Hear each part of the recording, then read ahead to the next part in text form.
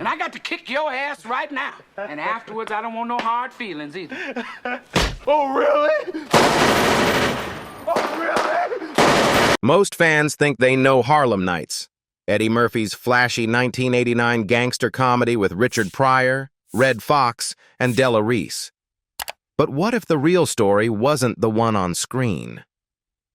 Behind the laughs and lavish costumes was chaos, secret illnesses, explosive feuds, and violence so extreme that theaters had to install metal detectors on opening night. This wasn't just another Hollywood comedy. It was a production cursed by controversy, tragedy, and shocking truths that most fans never figured out. Until now. Number 1. The comedy legends actually hated each other. What Eddie Murphy envisioned as a dream collaboration quickly turned into one of the most strained partnerships in Hollywood comedy. For years, Murphy had idolized Richard Pryor, hanging his photos at home, memorizing his routines, and often crediting him as the reason he became a comedian. So when he finally got the chance to work with his hero on Harlem Nights, he expected magic. What he got instead was disappointment. From the very start, tension filled the set. Pryor was distant, unenthusiastic, and made little effort to connect. Murphy later admitted in an interview with Spike Lee that the experience shattered his expectations. The only reason he did the movie was because he got a big payday out of it. And trust me, the brother does not like me. Murphy confessed that he once had more Richard Pryor pictures up than Elvis Presley, but that admiration wasn't returned. Pryor would show up, deliver his lines, and leave without a word. According to Pryor's former bodyguard, the comedian felt that Murphy had borrowed too much from his style, and that Murphy's massive success in the 1980s had come at the expense of his own. That quiet resentment hung over the production, making what should have been a joyful meeting of legends feel cold and uncomfortable. For Eddie Murphy, Harlem Nights was supposed to be a celebration, a passing of the torch between two eras of comedy. Instead, it became a painful lesson that sometimes meeting your heroes can hurt more than it inspires. Number 2. Eddie Murphy's one and only directing disaster. When Eddie Murphy decided to direct Harlem Nights in 1989, he saw it as the next big step in his Hollywood takeover. After ruling the box office with blockbusters like Beverly Hills Cop and Coming to America, he felt ready to do it all. Write, direct, produce, and star in his own stylish 1930s gangster comedy. But what was supposed to be a triumph quickly turned into one of the most exhausting experiences of his career. Murphy later admitted that his approach had been all wrong from the very beginning. In interviews after the film's release, he confessed that he had thrown it together real quick, rushing the script and skipping the careful planning a project like this needed. That rushed foundation caused problems that rippled through the entire production: creative clashes, uneven storytelling, and the stress of trying to juggle too many roles at once. What should have been his dream project soon became a burden. "I just wanted to direct to see if I could do it," Murphy later explained. "And I found out that I can't, and I won't do it anymore. The biggest thing is, I didn't enjoy it." He admitted the directing itself wasn't the real issue. It was the weak script and the tension surrounding the shoot, especially with his idol Richard Pryor. What began as a passion project meant to unite two generations of comedy icons ended up being a grueling lesson in filmmaking. The experience left such a bitter taste that Murphy made a promise to himself. He would never direct another film again. And decades later, he's still kept that promise. Number 3. Opening night sparked real shootings and riots. The premiere of Harlem Nights on November 17, 1989, quickly turned from a movie event into a real-life crime scene that mirrored the violence on screen. At the AMC Americana 8 Theater in Southfield, Michigan, just outside Detroit, 2 men were shot in the parking lot during a showing of the film. Witnesses later described the timing as chilling. The real gunfire erupted almost in sync with a shooting scene playing in the movie's opening sequence. According to the Detroit Free Press, the chaos spilled into the streets. A 22-year-old woman panicked during the commotion, ran into traffic, and was left critically injured. Less than an hour later, police responding to the scene confronted a 24-year-old man who fired at an officer. The officer shot back, wounding the gunman right there in the parking lot. Inside the theater, the situation grew even worse. When police stopped the movie to search for suspects, the crowd erupted. What began as a safety measure turned into a full-scale riot that lasted nearly an hour. People who came to watch a comedy about 1930s gangsters suddenly found themselves trapped in the middle of real gunfire and chaos. And it wasn't just Michigan. In Richmond, California, another violent incident broke out at a separate Harlem Nights screening, where 17-year-old Marcel Thompson was fatally shot during a fight. Local moviegoer Desana Watson recalled the panic. There were so many people and so much commotion that authorities had to stop the movie 3 times. What was supposed to be a night of laughter and escape turned into one of the most terrifying movie premieres in history, a night that blurred the line between Hollywood fiction and real-life tragedy. Number 4. Richard Pryor's secret MS battle. During the filming of Harlem Nights, Richard Pryor was carrying a secret that few could have imagined, one that would later explain his quiet, distant presence on set. The legendary comedian had been diagnosed with multiple sclerosis in 1986, 3 years before production began. Determined to keep it private, he told no one, not even Eddie Murphy, who idolized him and had written the role specifically to work alongside his hero. Multiple sclerosis attacks the central nervous system, causing fatigue, loss of coordination, and cognitive difficulties, symptoms that made performing increasingly difficult for Pryor. His trademark energy and sharp wit were fading, though no one around him understood why. Murphy noticed the change immediately. Pryor seemed withdrawn, often arriving on set, saying his lines softly, and leaving without conversation. The vibrant collaboration Murphy had dreamed of never materialized. Years later, when Pryor revealed his diagnosis to the public, everything suddenly made sense. He was sick with multiple sclerosis by then, but nobody knew it was going on, Murphy said. I never put it together until afterwards. It was kind of sad, that part of it. What Murphy had once taken as indifference turned out to be something far more painful.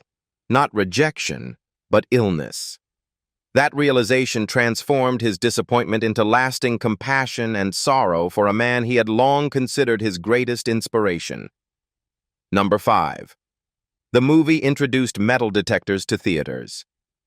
After the violent chaos that erupted during the Harlem Nights premiere, the AMC Americana Theater in Southfield, Michigan, made a historic move. It installed metal detectors at its entrances. It was one of the first times in U.S. cinema history that a theater chain introduced airport-style security for moviegoers. The decision came after opening night turned into a scene of real-life violence, leaving the management desperate to prevent another tragedy. The situation had been so severe that traditional safety measures, ushers, and basic crowd control no longer felt sufficient.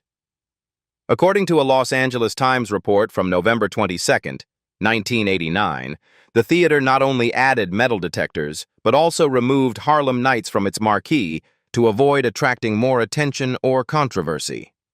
At the time, this kind of security was virtually unheard of in movie theaters, which were still viewed as safe, family-oriented places. The fact that a single film could spark such drastic precautions revealed just how deeply the violence had shaken audiences and theater owners alike. Ironically, that decision would prove prophetic. In the decades that followed, as public safety concerns grew nationwide, metal detectors and strict security checks would become a standard part of American entertainment venues, a lasting, unintended legacy of Harlem Nights. Number 6. Arsenio Hall's bizarre crying man character. One of the most unexpected casting choices in Harlem Nights came from Arsenio Hall's bizarre appearance as a character so strange he didn't even have a proper name. He was simply credited as Crying Man. In the film, Hall played a mobster devastated by his brother's murder, a man so consumed by grief that he couldn't stop sobbing, even while gearing up for violent revenge. The result was a scene that was both unsettling and unintentionally hilarious.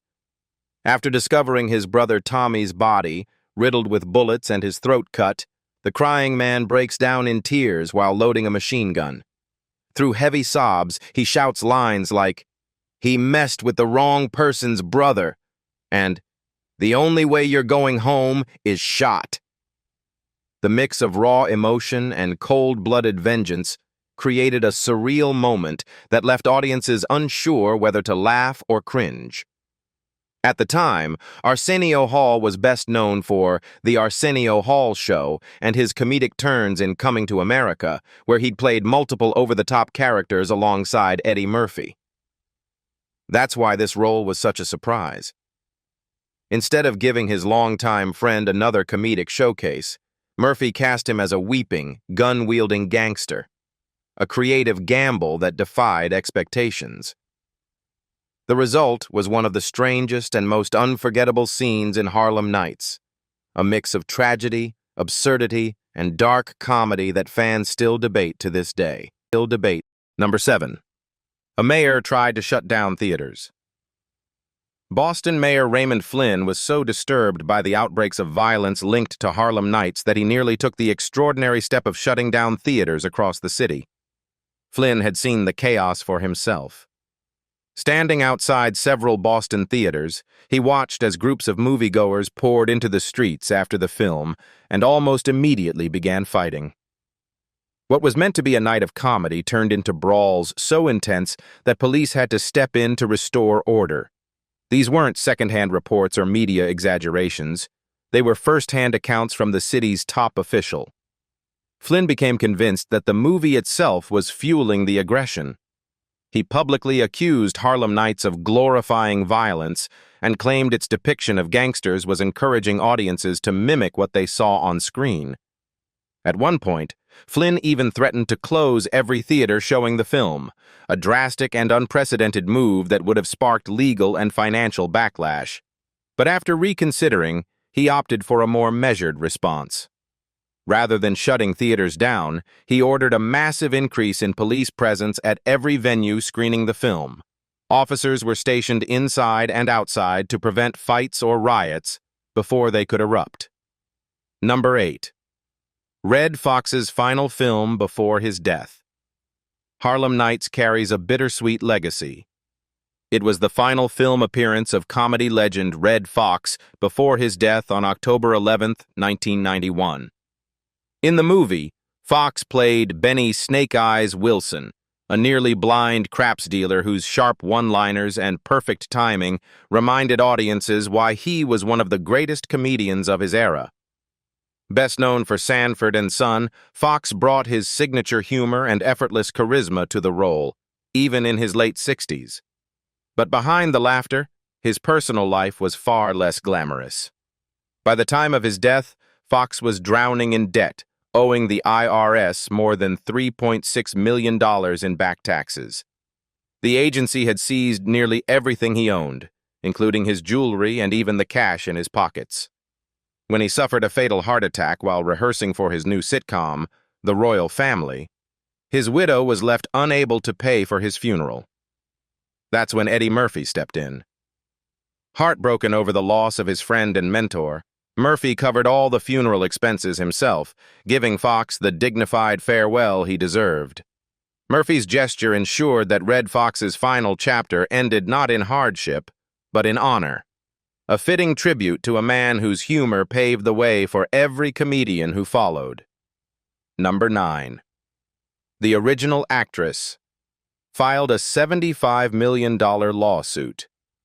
Before Jasmine Guy took on the role of Dominique LaRue in Harlem Nights, the part actually belonged to another actress, Michael Michelle.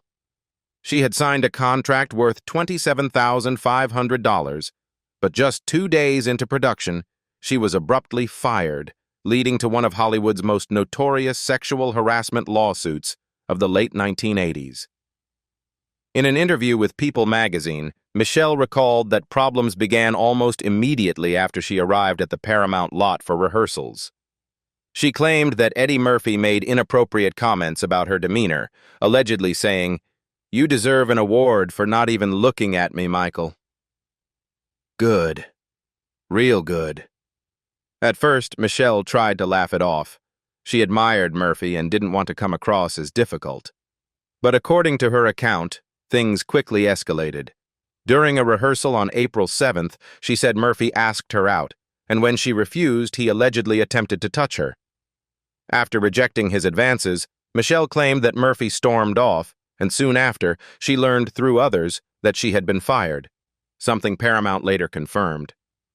Michelle responded by filing a $75 million lawsuit, accusing Murphy of wrongful termination and sexual harassment. Murphy denied the allegations completely, telling Rolling Stone that Michelle wasn't working out and that he wanted someone with greater marquee value. He added that if anyone intended to behave inappropriately, they'd do it before giving someone the role, not after. Michelle turned down a severance offer and took a retail job at The Gap to make ends meet until she landed her breakout role in New Jack City. The lawsuit was eventually settled out of court for an undisclosed amount, and Jasmine Guy went on to play the role originally written for her. Number 10.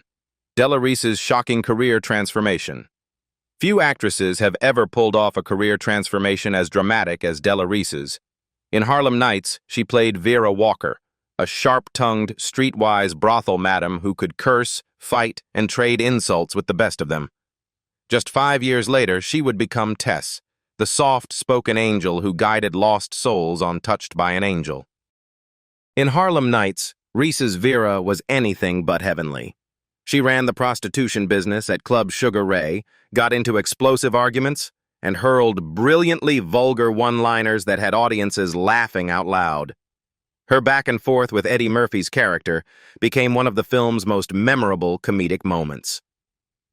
Then came 1994, and an entirely new side of Della Reese.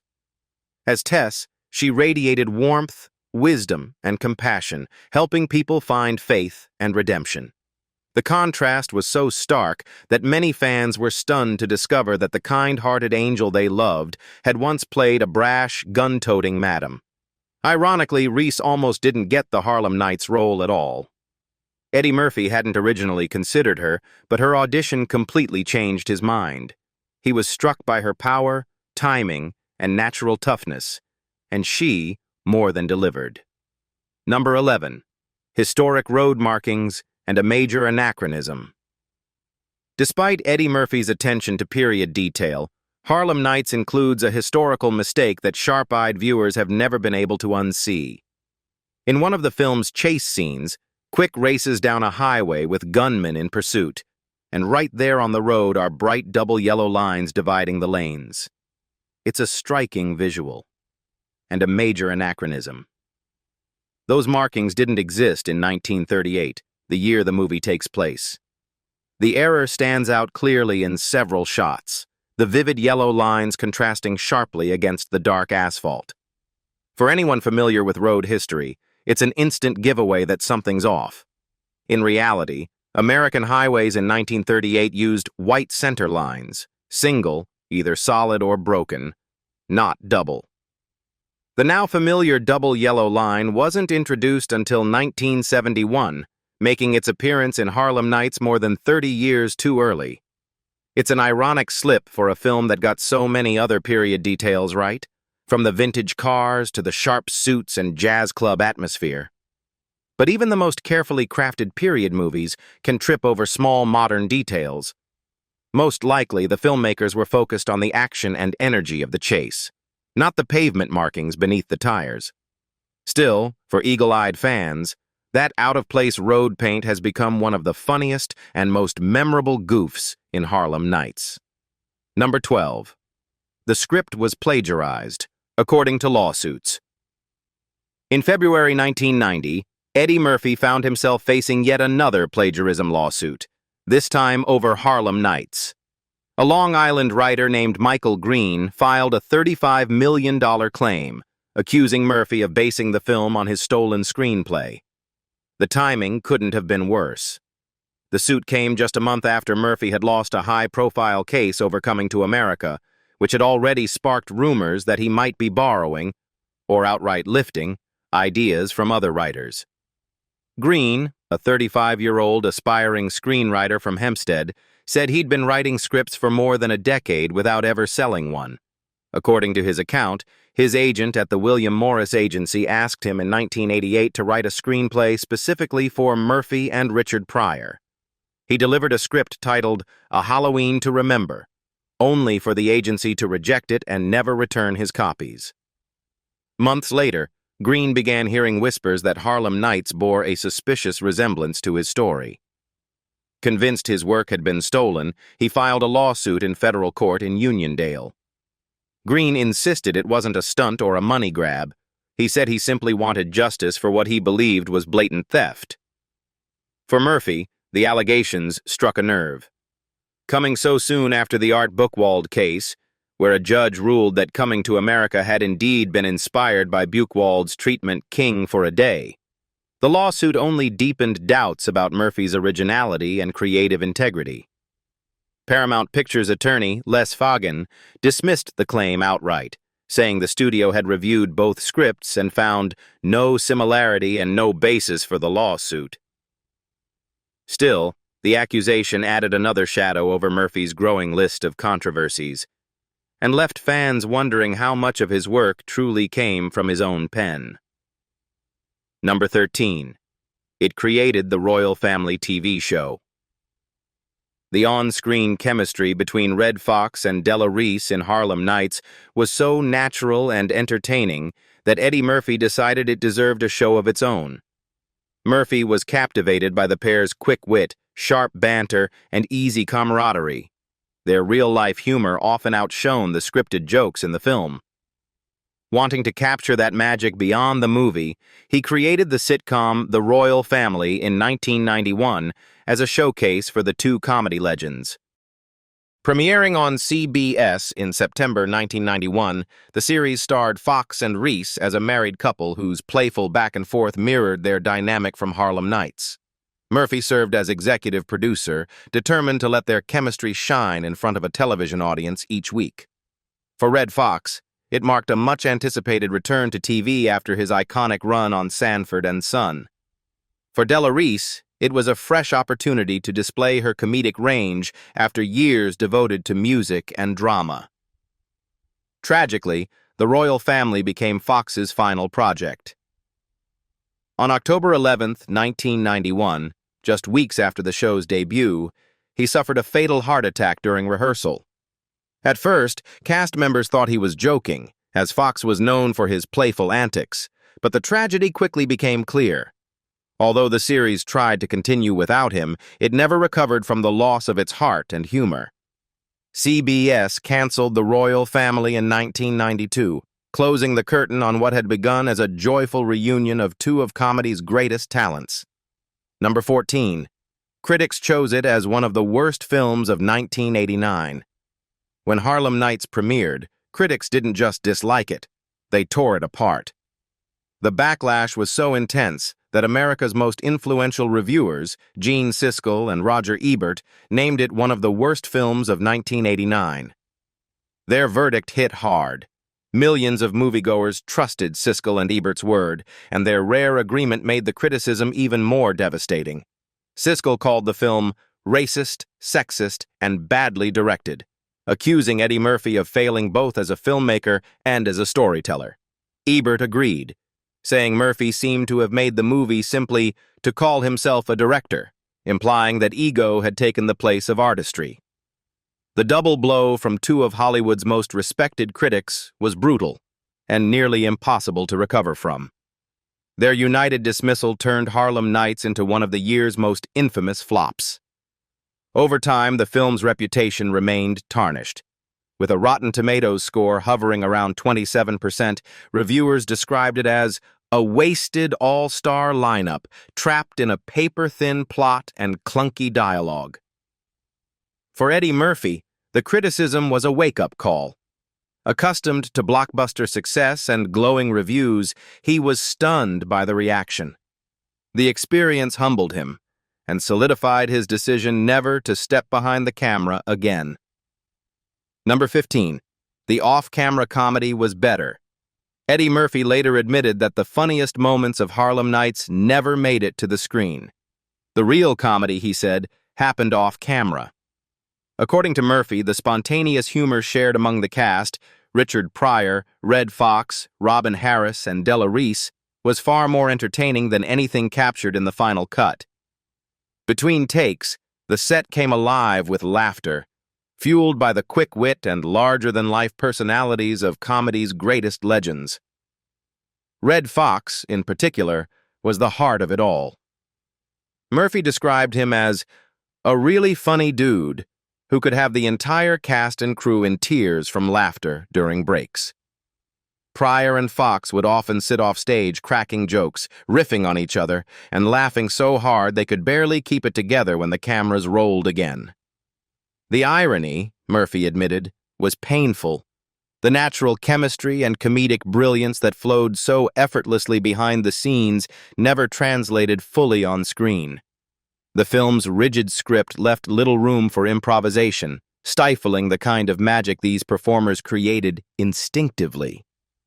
While Harlem Nights struggled to win over audiences, its cast was having the time of their lives, delivering the kind of spontaneous, unfiltered comedy that no script could ever replicate. And there you have it. What do you think? Was Harlem Nights an underrated gem or a misfire that deserved the criticism it got? Share your thoughts in the comments below. And don't forget to like this video and subscribe for more untold Hollywood stories and behind-the-scenes revelations.